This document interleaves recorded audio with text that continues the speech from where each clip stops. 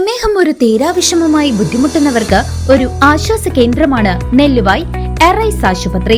പ്രമേഹ ചികിത്സയിലും പ്രമേഹം മൂലമുള്ള കാൽപാദങ്ങളിലെ മുറിവ് ചികിത്സിക്കുന്നതിലും തന്റെ വൈദഗ്ധ്യം തെളിയിച്ച ഡോക്ടർ പ്രേംലാൽ ഇപ്പോൾ നെല്ലുവായ് എറൈസ് ഹോസ്പിറ്റലിൽ തിങ്കൾ മുതൽ ശനി വരെ രോഗികളെ പരിശോധിക്കുന്നു.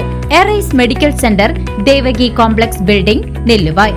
Phone 8589939330 8589939335.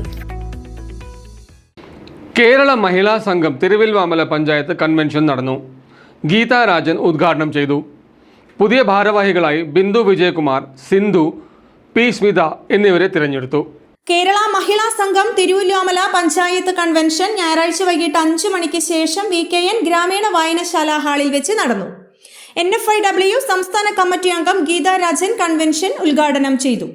Panchayat committee president Bindu Vijayakumar അധ്യക്ഷത വഹിച്ച യോഗത്തിൽ panchayat committee secretary Sindhu Suresh, treasurer Smitha Premprakash, CPI Thiruvilwamala local committee secretary Madhu Anand, Chelakkara Mandalam secretary അംഗം KR സത്യൻ തുടങ്ങിയവർ സംസാരിച്ചു.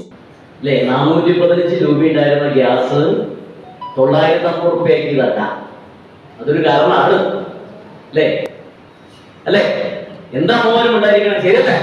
ഗ്യാസ് കുറ്റി വാങ്ങിക്കേ, വെറുതെ കിട്ടണ്ട.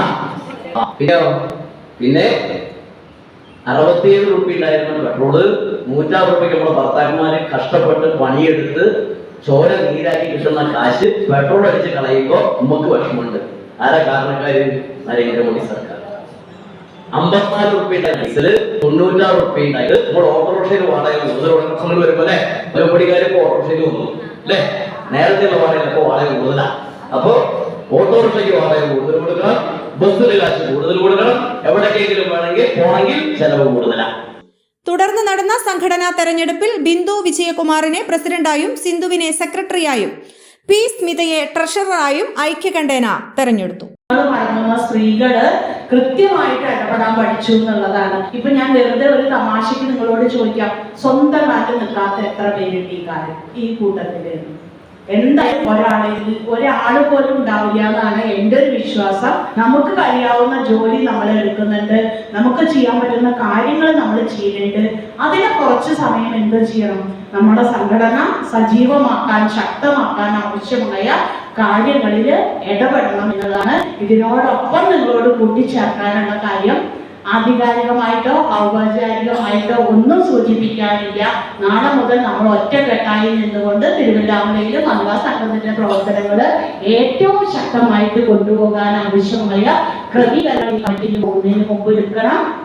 നേരത്തെ പറഞ്ഞതുപോലെ കമ്മിറ്റിയുടെ നേതൃത്വത്തിൽ ഏറ്റവും സജീവമായ പ്രവർത്തനങ്ങൾ ഉണ്ടാവണം.